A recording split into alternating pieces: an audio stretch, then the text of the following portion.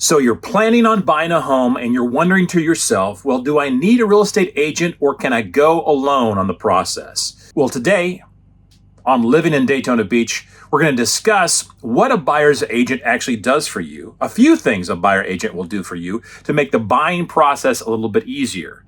By the end of this video, I'm hoping you'll be able to determine whether or not a buyer agent is right for you. Hey, this is Todd with Living in Daytona Beach, and you probably can guess from my surroundings that I'm not in a typical office. I'm actually inside my RV, and believe it or not, I'm not even in Florida right now. I'm actually in the Pacific Northwest from my home state of Oregon. Today, we're going to talk about a buyer's agent. Do you need one to buy a home, or can you buy a home on your own? If this is your first time to the channel, go ahead, hit subscribe and the bell so you never miss a thing about living in Florida, living in Daytona Beach, moving to Daytona Beach, or relocating to Daytona Beach. As always, if you're moving in 3 days to 3 months, 9 days to 9 months, if you're moving to Florida, moving to Daytona Beach or the surrounding area, go ahead, give us a call, text, email, or let's set up a Zoom video call because we will make your move memorable. Well, today let's discuss what a real estate agent will do for you when buying a home. Later on in the video, we're going to discuss some changes that actually happened August 17th, 2024 about the whole buying process for a home, how that can impact you and what you need to know. So that all comes up right now.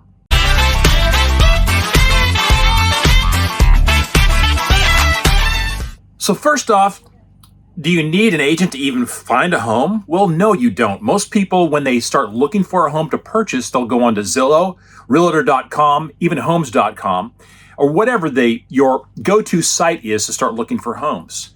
It's just fantastic. You can do that. There's no problem. But what does a buyer agent do? Well, what they will do first and foremost, they will sit down with you and ask what you're looking for. Are you looking for 3 bedrooms? Are you looking for an oversized garage for your car and your golf cart? Looking for a pool, not a pool? Are you looking for a home inside of a gated community with an HOA? Are you looking for a home that has a little bit of property to it? So what an agent will do for you, to start out, an agent will design a search for you specific to your needs and what you're looking for. They'll put together different homes that match your criteria. Typically, they'll send those search engines to you so you can look at your leisure on your computer, your cell phone, whatever it is. And then from there, you'll tell your agent, okay, I've found 3, 5, 10, 12 homes that match your criteria that you want to go look at. To go along with that, they'll determine what you can afford. Now, if you are already working with a lender, that's fantastic. They'll make sure that you are approved for a certain amount for a home, and they'll make sure that you're looking for homes that match your needs financially. If you don't have a mortgage professional to work with, they'll put you in touch with one to find out exactly what you can afford. So you have your search, you have what you can afford, and then the fun part begins. You have these homes that you communicate with your agent about, ones you want to see. Your agent will go ahead and set up a showing. That is a time you can go over and actually look at the house face to face with your own eyes and determine if it's a place that matches your criteria. Now, a lot of times, pictures can be deceiving. You'll go over to a home, the home looks great, but you realize the neighborhood may not be that great. Maybe it's too far away from a school, or maybe it's on a busy street. Whatever the case may be, it's important to go over with your agent to look at a home and really discover if it's a home for you. Now, while at the home, your agent will go through possibly your checklist. Does it match your criteria for number of bedrooms, bathrooms, size of the garage? What does the backyard look like? Do you have pets? Do you have to have gates and fencing? Do you have a yard in the back? What are the neighbors like? What is the age of the HVAC system or the water heater? Or what does the roof condition look like? Are the bedrooms big enough? Or the living room big enough? Is the kitchen set up in a certain way that makes it comfortable? Does it seem like a house you want to live in? Now, what your agent will typically do is not just show you one house. They'll show you 5, 10, 15, maybe even 20 homes, and they'll keep track of what houses matched your criteria, which ones you like the most, and you might have to go revisit those homes again. So the process of narrowing down exactly what you like in a home and kind of keeping track of that so that they can talk with you later about, hey, this home matched your criteria, right neighborhood, close to shopping, close to schools, whatever the case may be, and narrow down. Eventually you're going to have that perfect home that you want to make an offer on. Now we come to the offer. Seems like simple, right? You just see what the seller is asking for their home. You go ahead and make that offer. Simple, no problems. It's not always that simple. Sometimes, does happen, but sometimes a home is overpriced. How do they determine what a home is worth, what the worth is of that home? An agent will put together what's called a CMA, which is basically a snapshot of the neighborhood, what homes are worth in that neighborhood, and to make sure that the home price is at least fair market value. That's what you're hoping for, fair market value. Case could be where the home is marketed a little too high price range wise.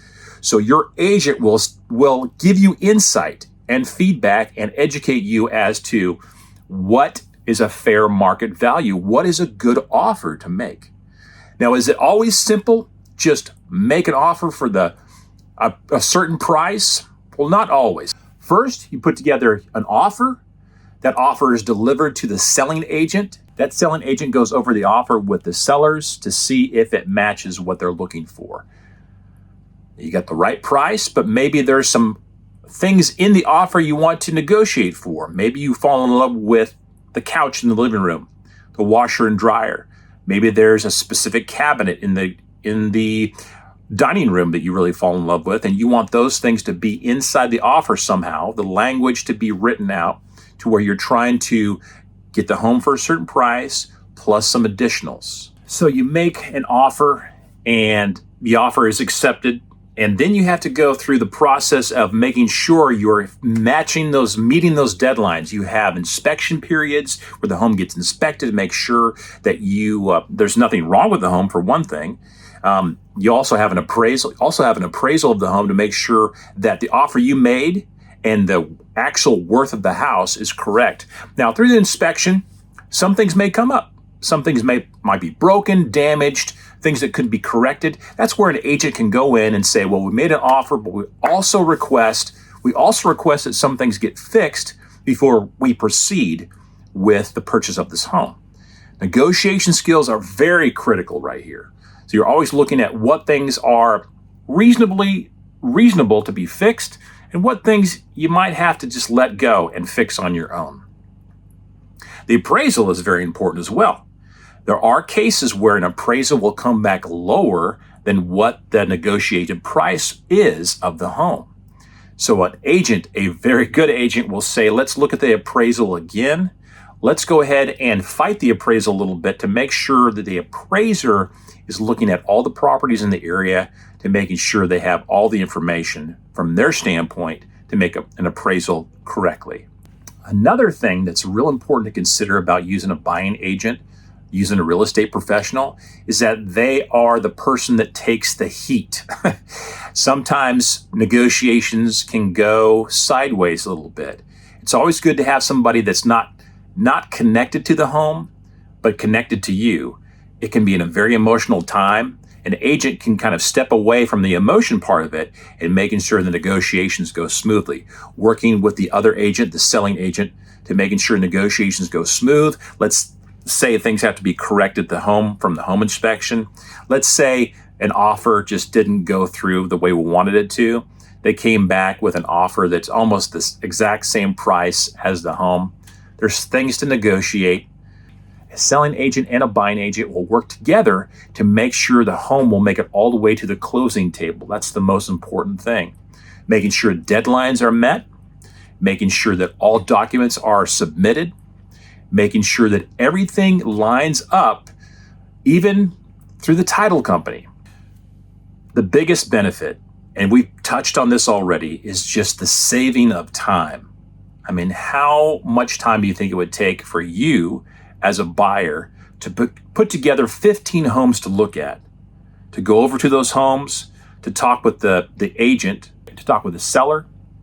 It takes time. Now, if you have time to allocate to that, I would encourage you to do so. But an agent can save you 10, 12, 15 hours a week by doing all the heavy lifting, all the primary stuff that goes into searching for a home. And remember, if you don't have representation, if you don't have a buyer agent working for you, you have to go it alone. You have to basically negotiate and go against the selling agent. The agent that's selling the home wants to sell the home for the highest price. If you don't have somebody working for you to making sure you put in an offer that makes sense and make sure you negotiate all those different terms that you desire to have, you might be paying thousands and thousands of extra dollars that don't need to be paid. Now talking a little bit about what are some of the changes that are going to be happening August 17th, 2024 in regards to being a buyer and trying to buy a home and working with a buyer agent. So how can the August 17th, 2024 changes affect you as a buyer? Well, a few things. Let's look at some of the top three. I say the top three. Let's look at three changes. One will be a written agreement for previewing or viewing a home. Now, this can deal with any agent that shows you a home. Even if that agent is working for a seller, if you decide, as a buyer, if you decide to look at a home, you must enter into a written agreement that states that you are previewing a home with an agent. Now, keep in mind, there's a lot of modification that goes into, or a lot of leeway with this document. It can be for a one-time only showing. It can be for a segment of a week. It can include one house. It can include multiple houses. It can include a zip code, a time period, let's say 10, 20, 30 days. So it can be set and concise, so you're not stuck in an agreement for an indefinite length of time. It must be set forth. There must be some sort of time period, 1 day to 100 days. It does not matter that you're going to be signing to, but you must enter into it. It's required that if you're a buyer and you are going to preview a home with your own agent, or if you do not have an agent, if you're going to preview a home with another agent, let's say the agent selling the home, you're going to be required to have this agreement signed. It protects you. It also protects the agent, so everyone knows exactly what's going on with the preview of a home. Now, number two is a compensation agreement. So let's say you are working with an agent. That agent will sit down with you and discuss what their compensation is. If I'm a buying agent, I will sit down with you and say, I require 2% to be paid, 2% of the total price of a home that you purchase. That will be my compensation. Now, keep in mind, what typically happens and what will continue to happen is that selling agents will work with their client to state that we would like to give the buying agent some compensation for bringing a buyer for the home. That makes sense, right? Now, in the rare case that you will not receive any compensation, that the buying agent will not receive any compensation, that obligation will fall to the buyer. The buyer, that's you, will be required to pay your agent a certain amount. It could be a set amount. Well, it should be a set amount or a set percentage of the total cost of the home. Now, before you worry too much, remember, if you're working with an agent, there are still ways to formulate offers on homes that will include compensation. You as a buyer can actually ask the seller to supply compensation for your agent. It's still a thing that will happen and take place through all the offers. Also, you might ask for concessions. Now, concessions are an amount of money that is given from the seller to the buyer, and the buyer can do whatever they want with that concession money.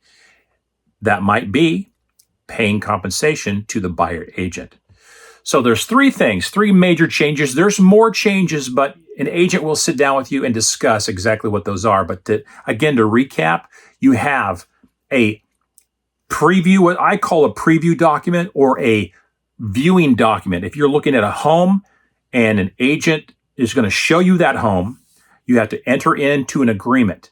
That agreement can be anywhere between 1 day to 1,000 days, but it's going to be an agreement to say you are a buyer, they are an agent, enter into agreement so they can show you the home. Number two, you can have a compensation agreement that is going to require you and a buyer agent to sit down to discuss and negotiate what the agent's compensation will be. That could be a set amount. It could be a percentage of the total cost of a home that you purchase, but you're going to sit down and discuss what their compensation is.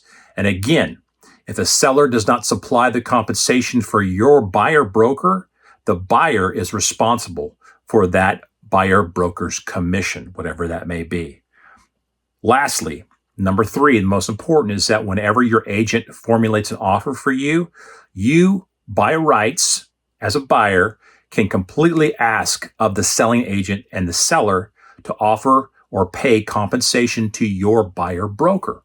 Or you can ask for concessions. Concessions can be used, money from the seller to the buyer. That money can be used by the buyer however they wish, which can include compensation for the buyer broker. Again, there's lots of things to look at.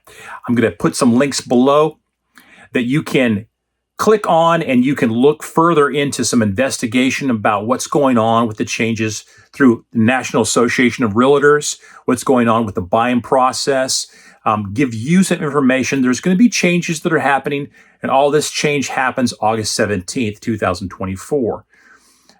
Remember, it is always your choice, right?